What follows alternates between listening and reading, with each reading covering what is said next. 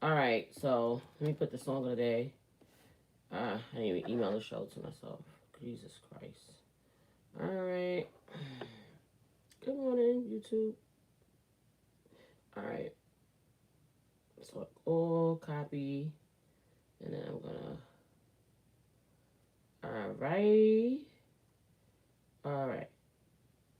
Good morning. Good morning. Good morning. All right. Send myself the show.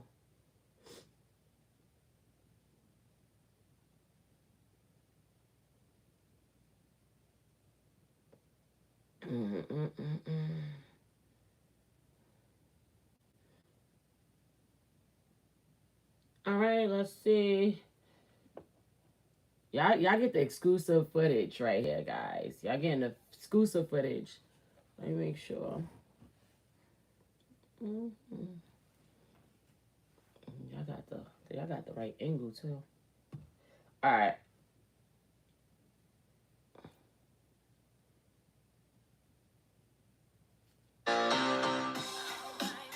All right, it's White Song Wednesday. All right, let's go live. Mm-hmm. Mm-hmm. It's White Song Wednesday. All right. Okay. All right. I didn't get no chance to look at Instagram before I went live.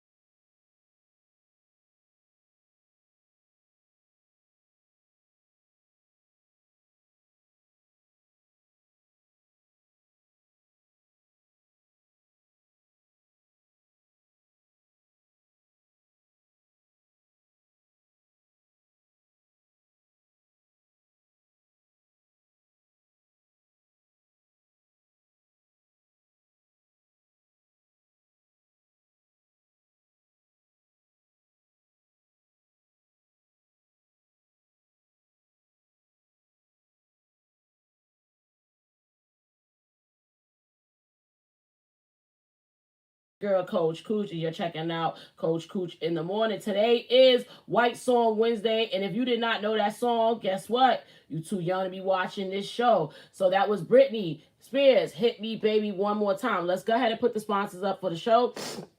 This episode is sponsored by Be Beautiful Credit. All right. So let's talk about Be Beautiful Credit. Yes, I love, first of all, I love the name. I like when people make a play on words for their business. Be Beautiful. So here at Be Beautiful Credit, we guarantee results within 30 to 90 days. They said they guarantee results between 30 and 90 days. We work aggressively to remove anything deemed as negative on your credit report. That includes student loans, bankruptcies, collections, judgments, tax liens, late payments, repossessions, and inquiries. We also help with recommending the best ways to build positive credit history so no one has to live with bad credit. She put a phone number, y'all. She wasn't playing. Call 708 945 8019. We're going to repeat that number again. Call 708-945-8019 or DM Be Beautiful Credit for a free consultation. And they're currently running a spring cleaning repair sale for $600. I love it. Shout out to Be Beautiful Credit. Shout out to everybody that sponsored the show. I won't lie. I think that once you learn credit, I think your whole life changed. Right before, I think like right when I got my real estate license, I started to do credit and credit consultations. I learned credit. And I'm not going to lie, like that was the best form of education that I learned my whole life. I think that everybody needs to learn credit. And now I'm learning stocks, and the Croc stock went up 15% yesterday. I'm so pissed that I don't own a stock in Crocs. But I'm buying one now. So I'm putting you guys on that the stock Croc went up 15%. And the stock in Crocs is about $97 a share. So I just love that we can talk about this type of stuff on the show, but cool. We say it like in a cool way.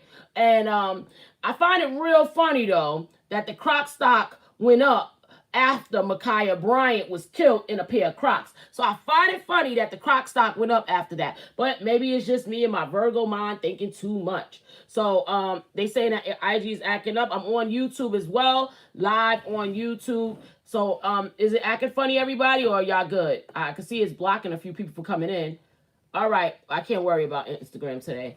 Anyway, so let's go ahead and get into what's going on in the world. First of all, is it me or the world is getting mad ghetto? All right. The world is getting mad ghetto. First of all, there was a huge fight once again in an airport. I don't know what is going on with these young people. And I don't want to sound like one of them old hoes that be talking about young people, but I am going to talk about, I'm going to talk about the young people for 1 second. When we travel, that is our peace of mind time. When I travel, that is my, I'm leaving everybody at home. I'm traveling. I'm feeling fancy when I travel.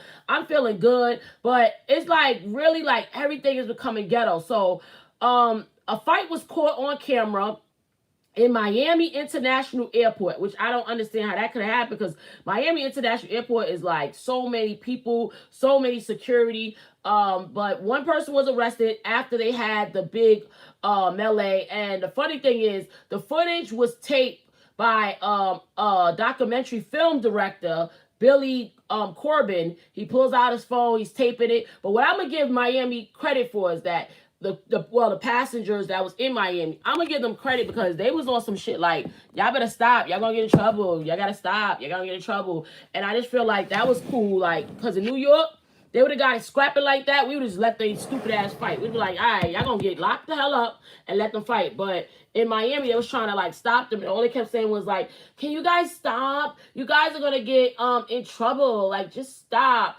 or whatever like that. So like that is mad ghetto. The victim didn't want to press any charge. It was like two groups of people fighting. It was a lot, and it's just like crazy. So like I said, the victim didn't want to press charges, but they pressed charges on one guy. I guess that's the guy who threw the first punch or whatever the case may be. But listen, fighting in the airport, if you are listening to me and you thinking about scrapping in the airport, that is highly ghetto. Like it's not that serious. Isn't that serious? Seriously. Anyway, people got mad at me yesterday because listen, I'm not gonna lie. I don't care who the person is. I am not a liar. So they said that yesterday was Lizzo's 33rd birthday. And I said, 33? That must be her industry age. Oh my God. This girl got so mad at me. Listen, bitch, if I don't think she looked 33, That's my problem. I don't have to think she looked 33. I don't think half these girls look their age. I think they look very old. So I think that is listen, I don't know and I don't care. But I want to know, like, do you think that Lizzo looked 33 years old? 33 years old? I don't think Lizzo looked 33 years old. I think that's her industry age. 33. Lizzo got to be my age. I'm sorry. Lizzo look about 37 to me. I don't think she's 33 years old. 33 years old, my little sister Honey age? Hell to the no. Matter of fact, she's not even my age. She got to be like Nicki Minaj age, like 39 or something like that. Like, get the fuck out of my face. Like, this is what I don't like about comment on blogs like the Shade Room and all that, because people just be thinking that they can change your opinion. Like, you think that you could change my opinion? Like, who the hell is you that you woke up in the morning and think that I'm going to write something that appeals to you? Everybody writing their comments. Why are you looking for Coach Cooch to comment back? First of all, she acts young, all right? She acts a little young. But to me, I think she looked 40 years old. I would never thought that Lizzo was 33 years old. I'm sorry. 33 years old, the age of Jesus. I'm not believing that. I'm sorry. She got to show me a birth certificate or something. I don't think so. She may act like she's 33, but I don't think that Lizzo looks 33. And maybe I need to look at her again, but I'm going to ask you guys in the comments, like, do y'all think that Lizzo looked 33 years old? Let me know, because if I'm bugging, let me know. Y'all keep saying she acts young. We're not talking about how she acts. And we're not talking about because she's fat and she's old, look old. Do she look like she is 33 years old? If somebody said, guess what? Can you guess Lizzo's age? Are you going to get the answer correct? Let's see what YouTube is saying, because y'all going about everything else. But weight can age some people. Lizzo look like she's in her 40s. Thank you very much, because I was very confused. You up in the numbers more and more. Lizzo look like she's about 40. I'm sorry. So she acts 23 and look 43. She doesn't look 33. She look older. Okay. I thought I was bugging. Somebody said 36, 37. Nope, 37 is the youngest. That's what I said. 37 is the youngest. I said the same thing because I'm about to be 37. I sound like I'm hating on what? What? Let's go into that.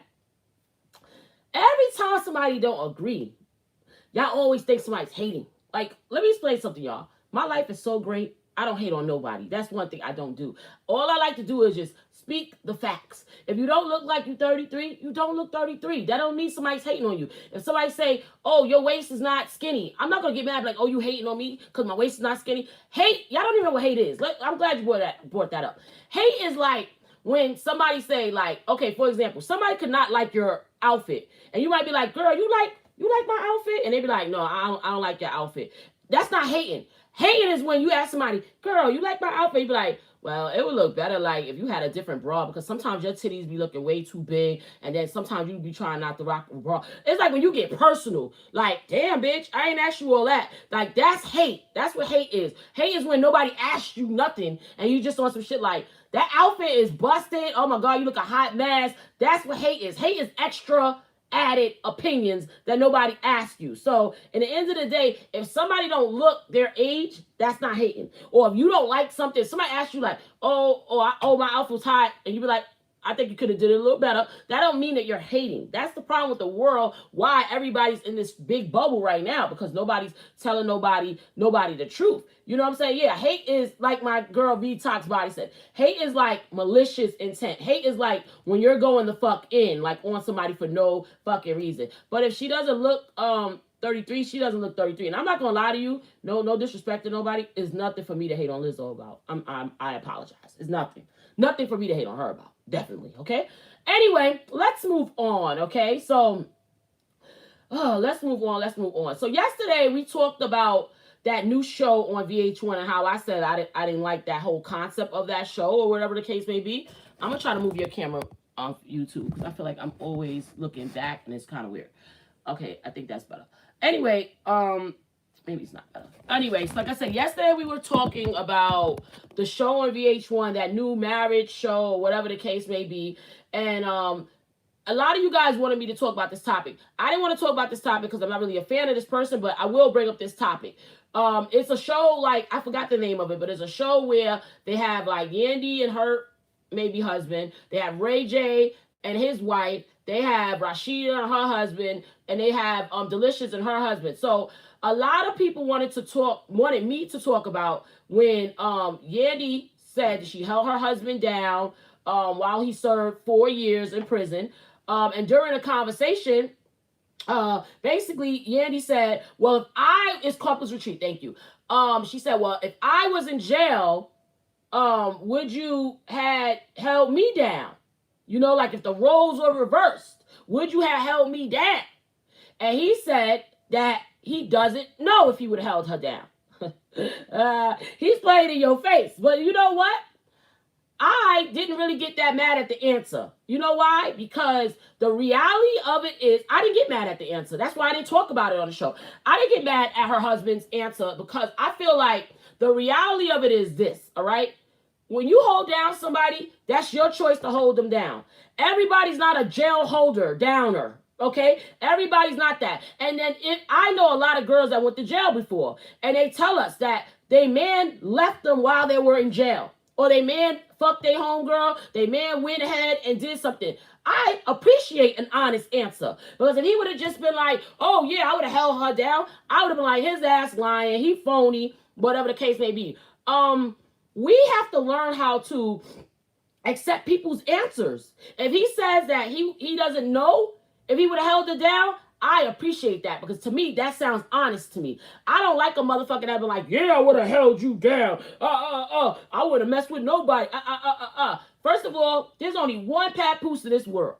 Only one. Only one papoose. These Negroes are not built for what papoose had to go through when his wife was locked up. You know what I'm saying? So if he said, I don't know, I don't feel that was a big major thing, because I'm a realistic person. What I think is that a lot of people want lies. You want a man to tell you lies. Like, oh, I would have held you down. I would have rubbed your feet. I would have tried to have sex with you. I would have did this. I would have that. And the reality of it is that these fellas ain't doing it. And that should have been motivation for the girl at home that want to sit there and hold down her guy while he's in jail. Nobody told her to wait 4 years for no motherfucking guy to get out of jail, because I ain't going to hold you up. Everybody's not a jail holder downer. I am not a jail holder downer, and I'm okay with that. My family, we don't like that jail holding down shit. Because everybody I know, and this is just me, I'm sorry, and this is just me. Everybody that I know that held down a man when he was in jail, when he got out of jail, he gave her his ass to kiss. So in the end of the day, if a man tells me that he doesn't know if he's going to hold you down while you're in jail, I respect that honesty. Y'all got to learn how to respect a man's honesty. Y'all got to learn how to respect honest communication. What are you supposed to do? Sit there and be like, yeah, I would have held you down. Next thing you know, she getting locked up for PPP or something, and he going to leave her ass. These men are not going to hold you down when you get locked up. And you know what? I always talk about this on the show, but we need confidence like men got confidence. And at the end of the day, a man feel like he don't have to hold you down if you are locked up in jail, because he has what options. That's why I would not hold down no man in jail. Yeah, I'll make sure you got some money on your books. I'll make sure that you got clean t-shirts. I'll make sure you good in that aspect. But I'm not gonna lie to no man and tell him that you go away for 4 years, I ain't gonna be with nobody else. I'm not gonna lie to nobody like that. I'm sorry, I'm not gonna lie. So therefore, I like his answer. I was hurt for her because, like I said, she's a Pisces. She probably couldn't handle it the way I could handle it. But my thing is, I am okay with that. If he say you're not going to hold it down, that's fine, because I got the same confidence a man got. And if you're not going to hold me down and you don't know, I don't know either. I'm not holding down no man, because I feel like as soon as you get sentenced in jail, I feel like once they get their phones back, I feel like they're going to be texting the next bitch like, yeah, why don't you go ahead and hold me down tonight? My girl just got locked up. Nobody waiting for your ass. It ain't no way. Nobody waiting for nobody. And like I said, that is bondage. I'm not going to be sitting there waiting for you to call me all day. I got to call you. And he was complaining about sometimes he will call and this girl wouldn't answer the phone. Bitch, we got to pay bills. What you mean? Like, she can't sit there and be your pen pal and she got to go ahead and pay bills. I may not like her, but I'm going to say, you got to pay the bill. She held it down. She held you down, but that sound like bondage. I'm not going to be running to the phone because you got a call in jail. I got to be running. I got to be answering the phone. What's going on? I got to listen to your stories. I got to be up there playing with pussy while your phone, this, that. I don't got time for that. Y'all be putting yourself in bondage situations. Now, if you got locked up, we were married when you got locked up. You got locked up, and you held us down. All right, I gotta take that L. I understand that. But in the end of the day, I'm not gonna stop my whole life. 4 years without another man at all in your whole life. I could not do it. I'm sorry. I'm a Virgo. I need attention. I can't do that. You know what I'm saying? Like, my love language is touch. And my love language is, like, giving me great, talking good about me. Those are my love languages. I think you need to learn, like, your love language. You know what I mean? And my love language, the main one is touch. I don't like to cuddle, but I like to get touched. So you're in jail. You can't touch me. So in the end of the day, I'm going to be sitting there, like, you know what I'm saying? Like, doing what? So, like I said, you don't have to hold nobody down. That is a choice. And I feel like that I never hear anything about white women holding their man down when they're in jail. Because every white couple I know that went to jail, Teresa and Joe, they broke up. You went to jail, I got me another man, life is good. But with black women, we are taught so much bondage. We relate love to bondage. Like, I loved, you know what I'm saying, what Tashira said about DMX and all that. But that was like bondage. I know deep down inside, she feels really free because that's bondage. It's bondage. Everything with love is like, you gotta suffer to be in love. And that's why I told the girl yesterday that was decided between the two men that the one that's easy is your husband. That's the one you choose, the easy man, the easy love. Ain't nobody got time for, like, the hard shit. I think about it. It's like, for real, it's like struggle love. And I like that song by Jaheim, Struggle Love. It's a good song. I might play it on the show. But that's not the point. The point is like, why when you're black, that is always something that's like you hard. Like, we relate love to hard. We relate love to holding it down. We relate love to flipping out taxes. We relate love to flipping out a stimmy check. We relate love to getting slapped sometimes. But he didn't beat me up because I hit him back. And why? Why? I'm sorry. What the fuck? If that's love, then I got to do all of that to be loved and fake married and all that shit. I got to answer your phone every time you call. I got to answer a text every time you call, or emails and this. Then that's the type of love that I don't want. I don't want. All right? That is crazy. And I know as a wife, it is certain duties and stuff that I have to do that you may not have to do as a girlfriend. But the reality of it is that you got to be ready for this, because it's different when you're a woman with your own career. And we never really talk about that on this show. But think about it.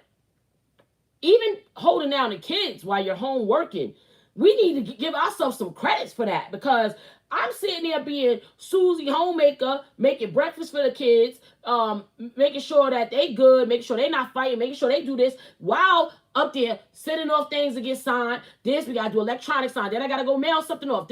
Like, this is a lot. And we got to give ourselves more credit and more props. And we have to stop putting ourselves in bondage situations. So that struggle love, that's bondage, all right? That is bondage all the way. So you don't have to be sitting on the phone. It's about to be summertime. You don't got to be sitting down waiting for your man to call you from jail, and then he wasn't even doing much for your ass when he wasn't in jail. Like, nobody got time for that. Plus kids, plus your life, and you need self-care. You need self-care too. And that's what I'm saying. Like, I just think that black women, we just get the end of the stick. And I feel like we need to change our thinking a little bit. And if you are finished already, like, meaning like you're already finished, like you don't think good about love and you think love is bondage, that's fine. But let's teach the kids something different, right? Let's teach your kids, like, this is life. You don't got to accept this. Like I said, you don't have to accept this. You don't have to hold down a man. What's this ride or die? You don't have to put the coke in your purse. You don't have to put the gun in your coochie or the gun in your bag to prove that you love somebody. Honestly, what I feel, and maybe I was raised differently, my father taught me that when a man loves you, he wouldn't even put you in that situation where you got to be putting the gun in your purse. He wouldn't even put you in that situation because he loves you so much, he don't even want you in that kind of problem. So if a man puts you in any type of position that where you could be wearing orange fucking jumpsuit, he don't love you anyway. So why you holding him down? A man that love you ain't putting you in that type of position, period. He not going to make sure that you may get locked up with him. And if you are in a situation where it just like happened by mistake, he gonna let the judge know, like, no, that's all me. I put that in her purse. That she didn't even know that.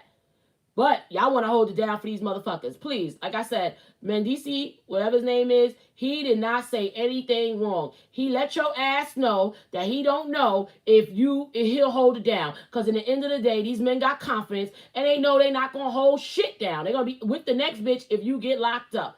Period. All right, so stop holding these men down. That was my rant of the day. I'm sorry, and this is so true. Now let's go ahead and move on to this motherfucker. Steve Harvey. Steve Harvey, you got to get out of my face, okay, Steve Harvey?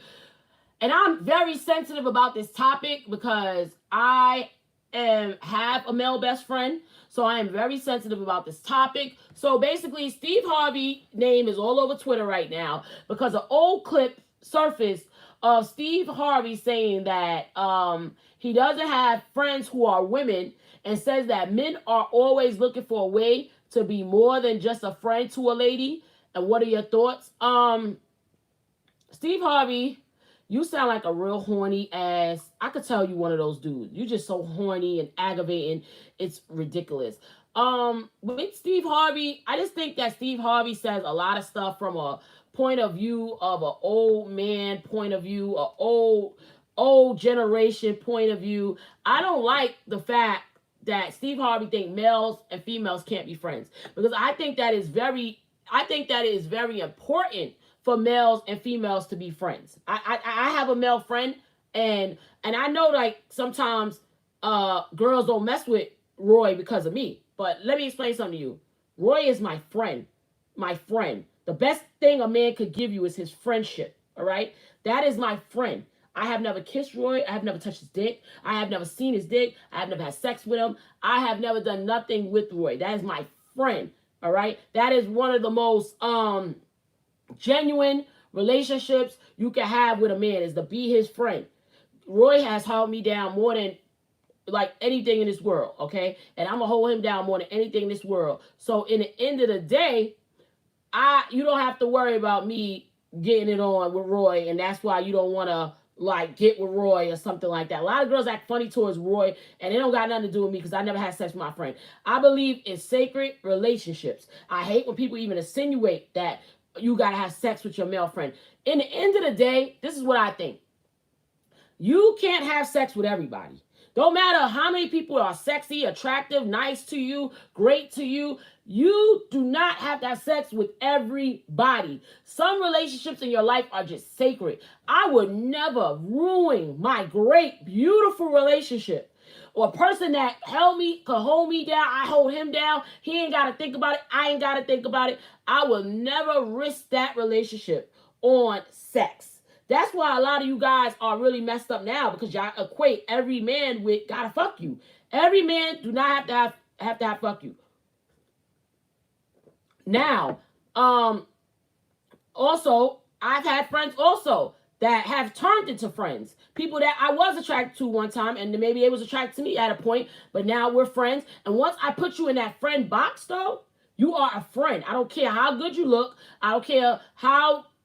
Once I look at you as a friend, I look at you as a friend. I got people that was in my life previously that I look at now like a cousin. Like, you are a cousin now. You know what I'm saying? That's like when your ex-boos become your cousins. Like, these people are your cousins now, because you don't look at them like that no more. But like I said, you don't have to have sex with every one of your friends. Now, I understand what he's saying. Like, oh, at any given chance, they're gonna try to slide in and try to fuck you. That has never happened to me, so I can't agree with that. I just think that Steve Harvey just got like a one-track kind of fucking mind, and he's like a dirty old man, and that's why that wife be on him like that, because she know he dirty. He's like a dirty old man. Like, he one of those dudes that want to have sex.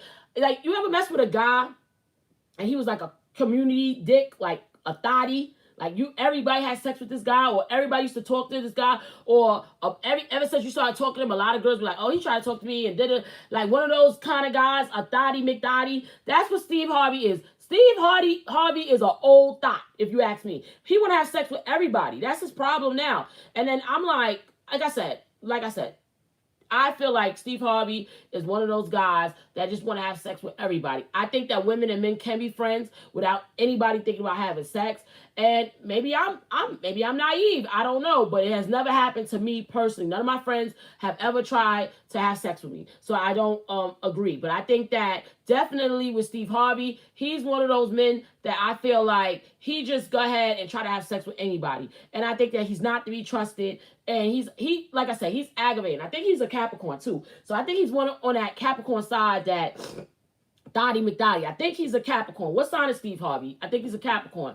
I think he's a Capricorn, which is my favorite male sign. I love Capricorns. But I feel like he's on that side of Capricorn. Like, that's a dot. You can meet two Capricorn men, and some of them are Dottie McDotties, and that's Steve Harvey. I feel like he might be on the Dottie McDottie side. Oh, man. All right, so talking about Dottie McDotties. Oh, my God. Dottie McDotties. It was some drama on Instagram last night, all right? Oh, the Holtz. Melody Holt versus Martell Holt. And Melody went to Instagram and shared her feelings. I wish she didn't even do this, but I guess I'm telling y'all who the real gangster is in that relationship between Melody and Martell. The real gangster in that relationship for sure is Melody. So this is what she put up on her Instagram page. She said, and the disrespect continues. So let World War X begin. When you want to admit to the world that you fathered a child while you're married, do not have my child sitting on your lap. You have no couth. Announce that shit with your own photo shoot with your new baby. Y'all better pray for me today because God knows I'm so over the disrespect. Hashtag still a piece of shit. Hashtag ain't did shit for my kids in months. So that's what she wrote on there. That's the best accent I could give for Melody Holt's accent, okay? So this is the picture that Melody, that Martell Holt put up. He has a picture of their youngest daughter sitting on his lap or whatever the case may be. Oh my God. So she's sitting on his lap and it says, Daddy does all he can for his 5 troopers. But today is my little girl, Milani's first day of school. Hugs and kisses to this little girl. Who's looking at Daddy like, you don't think you're about to leave me, do you? Daddy saw each one off the same way. So 4 down and 1 to go. Daddy's girl. Hashtag Daddy's girl. Hashtag father. Hashtag love life. Hashtag enjoy life. Let's go. See? This is when he fucked up, okay? You playing in this lady's face, Martell. You better stop before you get hit by a car. I didn't find nothing wrong with it at first. When it says Daddy does all he can for his 5 troopers, I feel like he is supposed to say he got 5 kids. He's not married to you anymore. Y'all are divorced. He can say that he has 5 kids. The problem came in with a petty part to me. The problem came in when he said, Daddy saw each one off the same way. So 4 down and 1 to go. That's where I feel like, all right, now you taking shots. You got this lady daughter in your hand. Like, don't play dumb, don't play stupid. Okay, stuff like that. So like I said, I was okay with the 5 troopers. I feel that was good. But I feel like once you said like, 4 down, 1 to go, and you got this lady daughter in hand, this could be a sensitive topic. But I feel like this. When you let a man go, let him go. All the way in your mind. Because men are like children. When you don't pay them no mind, they're going to go ahead and try to do shit to you that's going to make you be like, oh my God. You know what I'm saying? Like, it's going to make you be like, oh, let me figure this out. Oh, you know what I mean? Like, I don't care what you say in the end of the day. If we're broken up and you want to be funny and talk about your new kid or my kid picture, you have to learn how to be like, you know what? Fuck this motherfucker. Because he's going to always try to say something that's going to like try to get a reaction out of you. And she falls for it every time. Just like you just said, Nadina Bean. She falls for it every time. He's always trying to get under her skin. This man is a narcissist. He think everything's a joke. He probably don't have no money right now. She was the brains behind the operation. his name in his town is already fluked. You better go to Atlanta and make some money because his brand is already fluked. Everybody's talking about him. He played himself. And at the end of the day, y'all still arguing. He has a fifth child. That's just reality. And you got to accept it. See, at first I was on Melody's side like, oh, he's like playing her face. And I love y'all because y'all be writing me like, he playing her face, right, T? He is playing in her face. But the reality of it is that he wants attention. And all she does is fall for it every time. I would not pay him no mind. He could put a picture up of his new baby and the kids together, and I wouldn't pay him no mind. That's what you got to do. We got to practice not paying people like this any attention, because the more she gives Martell attention, the more he's going to keep going. The next picture is going to be the kids with the little new baby. Y'all better be ready for that, because that is what it's going to be. And they're filming again, so he is really ready to get a reaction out of her, because right now he doesn't have a storyline without his wife. So think about that. That's what I'm trying to say. So don't go ahead and give these men none of your attention. Now listen. Before we get on to the next story, make sure you put in the motherfucking comments, where are you watching Coach Cooch in the morning from? Right now it's 8:36 a.m. Wake your ass up. This episode is sponsored by Be Beautiful Credit. Be Beautiful Credit. Check them out. All right, let me see. All right, YouTube. I don't know if you guys noticed, but you got to go ahead and put in the comments, what city are you watching Coach Cooch in the morning from? If you're not watching, what city are you listening from? Put your motherfucking city in the comments. Rep your set, because y'all be saying sometimes I be missing the city. So rep your set. All right, so on YouTube, we got Brooklyn. We got Richmond, VA. We got Newport Richie, Florida. The BX. All right, good morning. All right, we got Cleveland on Instagram. We got Denver.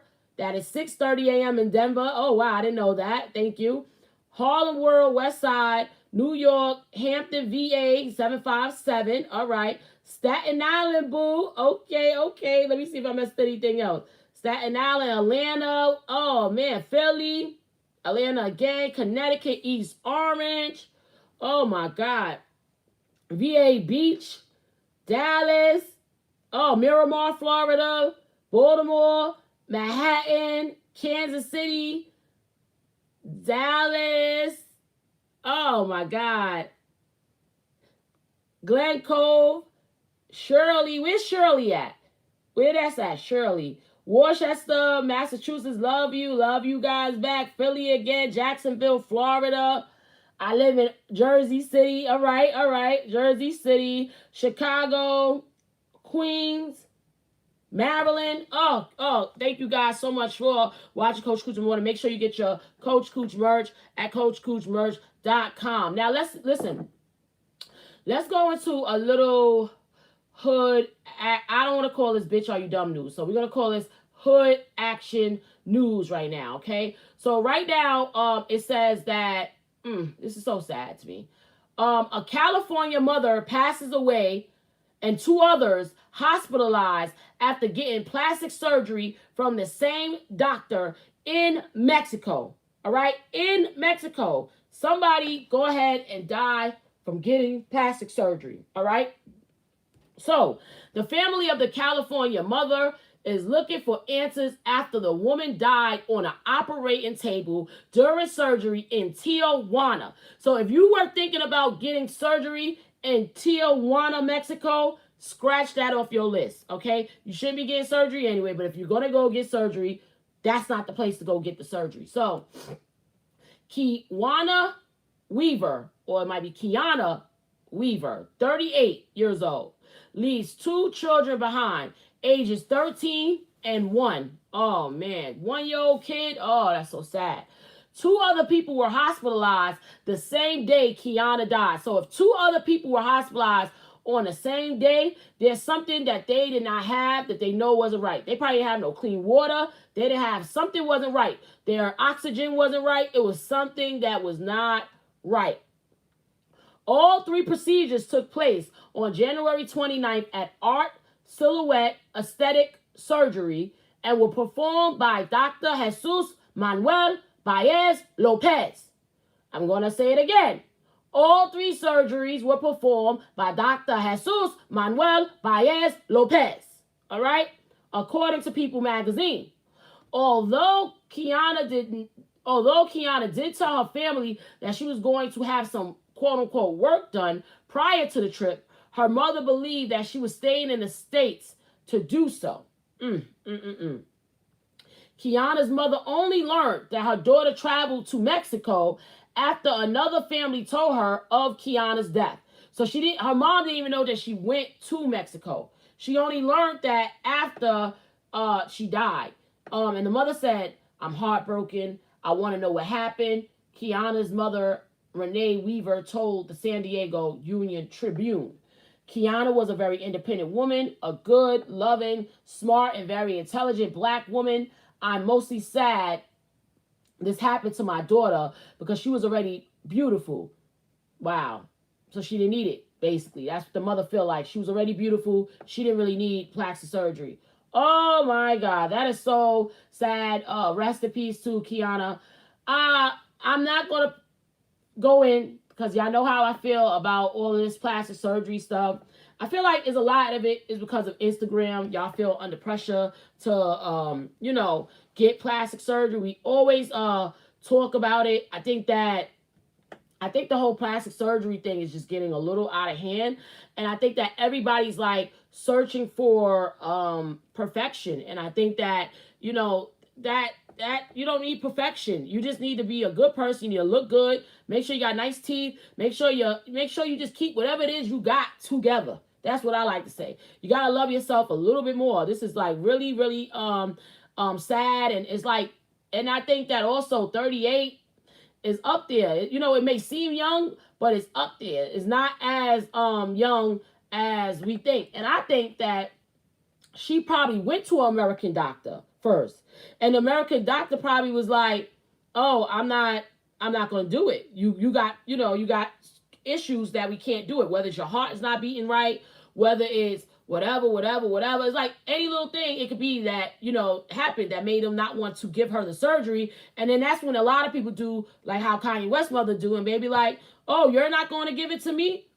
Okay, bye." And they go to out of the country to get the surgery. But like I said, 38 ain't no spring chicken, and it's just very, very very sad. We have somebody in the comments that said that they recently had surgery in Westchester and they're doing great. 10 weeks post-op and they're 36 and the surgeon was amazing. Okay, shout out to you, Fresh Kid Nation. And they're saying that the doctor in Mexico was not licensed. Oh my God. So yeah, so Dr. Jesus Manuel Baez Lopez was not licensed at the time. That is crazy. So now we're going to get into the Ask Coach Cooch question of the day. Because who gives advice better than Coach Cooch? Nobody. I said, who gives advice better than Coach Cooch? Nobody. I said, who gives advice better than Coach Cooch? Nobody. All right. Right now it's 8:43 a.m. Episode is sponsored by Beautiful Credit. Check them out. Now, let's see what's going on with this Ask Coach Cooch question. I read a little bit of it before we got on the show, but let's see what's going on. So it says, "Hey, Big T," that's my name also, Coach Cooch, Big T.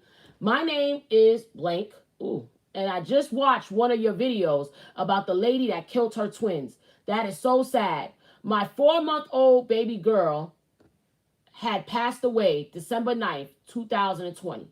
So she's saying that she watched the video of us talking about the twins and that her own baby girl passed away December 19th, 2020.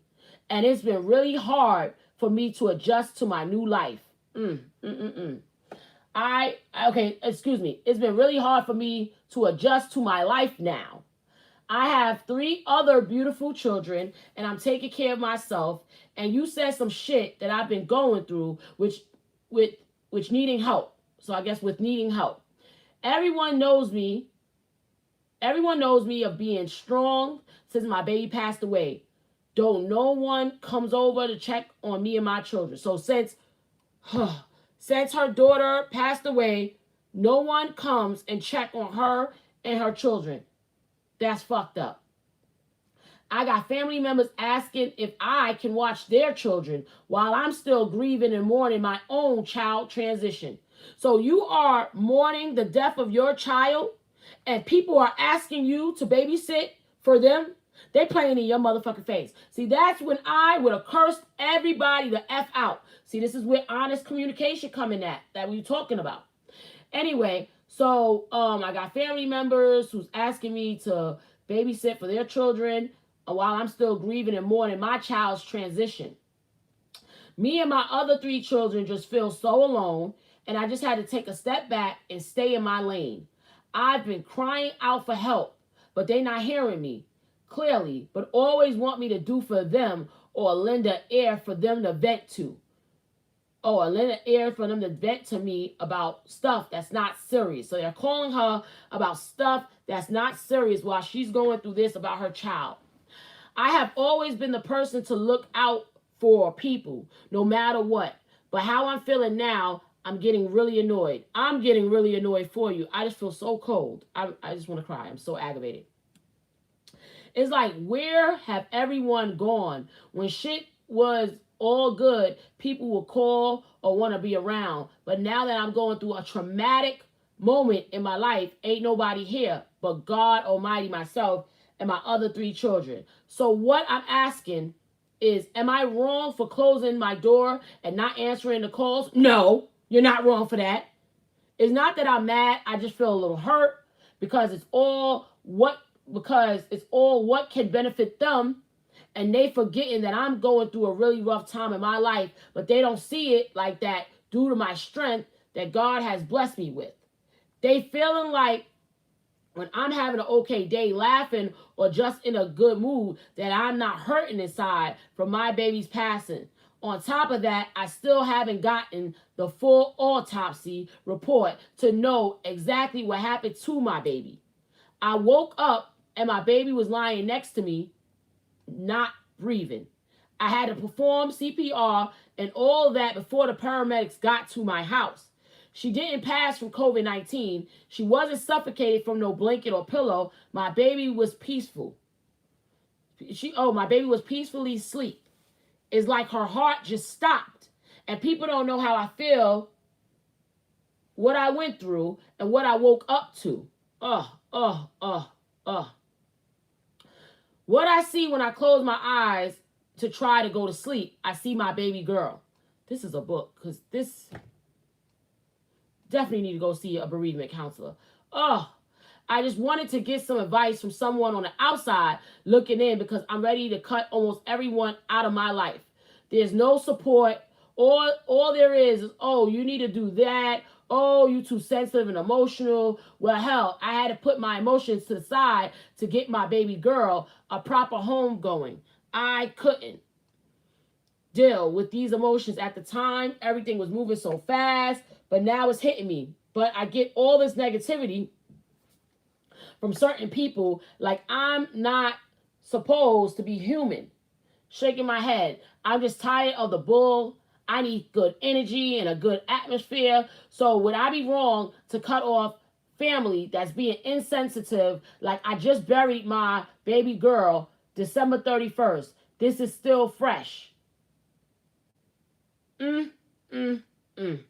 Now,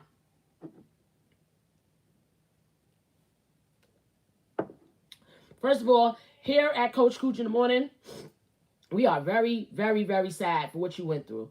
I feel all of your pain through that letter. That's a great letter, and I think writing is very therapeutic, but I also think you have to go ahead and see a counselor about what you're going through. Now, listen, you have to cut your family off. I'm sorry to say this, and a lot of people don't like when I say all of these things, but in the end of the day, your family is holding you back in life. They don't care about you losing your daughter like that. You woke up, she was just dead, and they're okay with asking you to babysit their children. They're telling you that you're too sensitive. They better get out of my face. And that's what I don't like about family. Family never understands anything until it's them. That's why I don't sit there and I don't sit there and be like, oh yeah. Every time I used to tell my family about somebody or something, they used to be like, oh, I think you overreacted. Oh, la la la la. But then when the exact same thing happens to them, they say, oh, you know what, TT, you were right. Yes, you know I was right because nobody could feel your pain. But also, you have to communicate also to people to let them know, like, if they're calling you, talking about stupid shit, sometimes you got to get off the phone and be like, right now, I need a mental health break. I'm sorry. I know you're talking about, I know you can't find your Prada shoes. Okay. I'm sure you can order them online somewhere. But right now, I can't talk about that type of shit right now. I'm going through something. And in the end of the day, there's nothing wrong with telling somebody you're going through something. There's nothing wrong with telling people that, listen, I'm not okay today. I'm not in the right mood, or I'm just not in the mood today, but I'll catch you another day, or I'll call you when I need to. And when I say cut off your family, I'm not saying your whole family, the ones that's not doing that bad to you, but the ones that are not sensitive to exactly what you're going through, you need to cut them off. Because people don't understand anything until you cut them off, until they see that you don't have the same energy for them. This girl, if she could write this letter to me, a stranger, she's going through some things. All right? She's going through some things. And her family is not caring about what she's going through. Because let me tell you about black people. And it's sad. But let me tell you about, especially a lot of older black people. They feel like, oh, you lost one kid. It was a baby. Like, it's a baby. Just like with miscarriages. They feel the same way. Like, oh, that wasn't a baby yet. Like, whoa. Damn, you gonna straight tell this lady that it wasn't a baby yet, so she shouldn't care about losing her 10-week kid or her 12-week kid because that wasn't a baby yet? Or, oh, you got 3 other kids. It's always like finding ways to shit on your feelings. Oh, you got one kid died. Oh, it was a little baby that died. You couldn't have been too attached. She couldn't be that attached. She got 3 other kids. What the fuck you mean she got 3 other kids? A loss is a loss. A loss is a loss. So this right here is very sad to me. I am very upset that she's even going through this. This is very insensitive. This is very selfish. And let me tell you something. We are living in a world now where all people care about is their self. This girl is suffering. She needs us here at Coach Cooch in the morning to support her. She needs support. And I told her, like, people are foul. And people do not care about what you're going through. So going back to what we was talking about holding your man down while you're in jail, you have to make a choice. And the choice is you have to choose yourself first. Because let me tell you something. This is a selfish world. Everybody else is choosing their self first. So if you're putting yourself to the side, that's on you. But I pray you don't live with any of your family members because it's going to be hard to cut off family if you live with family. But I really do want you to find some type of spiritual help, because it's not going to just be counseling, then you're going to be okay. You actually rolled over and your daughter was dead. You're going to need some type of spiritual help. You know, got to pray, got to get closer to God, because this is something that no one else can help you with. And somebody mentioned it in the audience. My mom and my sister has a prayer group on Sundays. Please contact me. I'll give you the phone number to the prayer group. And it's a real prayer group. It's not like these bullcrap 15-minute prayer groups. We're talking about like a real prayer group. You're going to need a real prayer group, because what you're going through, I don't think nobody can help you out with that except for you talking through it, getting through it, and praying and things of that nature. You got to put yourself first, people. That's how I'm going to end the show today. We're talking about this. You got to put yourself first. Whatever it is that you're going through in your head, unfortunately, nobody could reach their hand inside your brain and look at it and say, oh, this is what she's going through, so I can feel her. Nobody can feel what it is that you are feeling inside of your brain. So you are the person that has to put yourself first to realize that, yo, I can't accept this. Yo, you guys are calling me about Fendi, Prada, plastic surgery, what happened on the shade room, and I'm really going through it, and then y'all acting like I'm being sensitive. My daughter is dead. I'm not being sensitive. That is a traumatic thing, and she definitely have to get bereavement counseling. Bereavement counseling, I heard, is very good. You got to get bereavement counseling, because this is crazy. I am so upset. And I cut off family. Everybody knows that about me. I will cut off any family member. Let me explain why I cut off family. I cut off family because family come in your life and they think that they are like you're mandated to take their shit because they're family. I don't get that. Like I don't understand. Like all I gotta do is respect thy mother and thy father and your days will be long. That's what they say. You gotta respect your mother and father and your days will be long. They don't say in the Bible that you gotta respect thy mother and father, accept all they bull crap, let them use you, let them abuse you, let them do this, let them do that. I'll cut everybody off. I'll respect you from afar. I respect it when it's from afar. You got to respect them from afar sometimes because family will ruin your life if you allow it. I don't play no games with my life. I am number one in my life. Besides my child, I am number one in my life. And I have to be happy first. That's how I feel. This is your life. You got to be the one that is okay with your life. I don't got time for hating ass family members, grimy ass cousins. I don't have no time for none of that shit. I will cut you off in a hot minute. And you know what's so funny? Once you cut them off and they're begging, babysitting asses that they want you to babysit their children and all this other shit while you got 3 kids of your own. Once you cut off all of the noise in your life, you will have time to deal with the shit that you really going through in your head. And that's why I cut off people too, because sometimes I just need to have a conversation with myself for that day or that week. I'll tell people like I'm not getting on the phone all week long because I need to think about my own stuff, talk to my own noise in my own head. While you know that when you're giving advice to people, for real, you taking in everything that they're going through. So on top of what you're going through, you're adding what they're going through inside of that. When you gossip aimlessly, just wake up and say, oh, girl, did you see this? Did you see that? You're taking time out of your thoughts that can be going towards you working on everything else that you need to work on. Like I said, you guys believe love is bondage. You guys believe that you have to sacrifice yourself in order to be loved. And that is wrong. Ooh, I like that. I think I would end on that note. You guys think that you have to sacrifice yourself in order to be loved, and it's wrong. All right?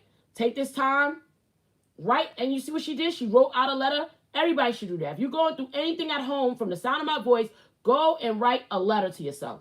You don't got to write it to me, but go and write it to yourself. Get it all out. Cut the energy off. Cut the noise off in your life. If you're going through something, take your time. Yes, take your time to process. You don't have to sit there and accept it. I'm not accepting no bondage. Well, that is my time. I want to thank everybody for watching Coach Cooch in the morning. This show is real therapeutic. Even though sometimes it's hard to give you guys this wonderful, beautiful advice, I really see now that it's very much so needed because a lot of people feel alone in this world, and you don't have to feel alone in this world as long as you got God. I really, truly believe that. And you got yourself. You are your own best friend. Your man is not your best friend. You are your own best friend, and handle your business. Watch your front and your mother freaking back. I love y'all. Thank y'all for watching. I'll see you tomorrow. CoachCoochMerch.com. Peace. Bye, YouTube. Thank you guys so much for watching. And remember, love is not bondage. So I'll see you guys later. Bye.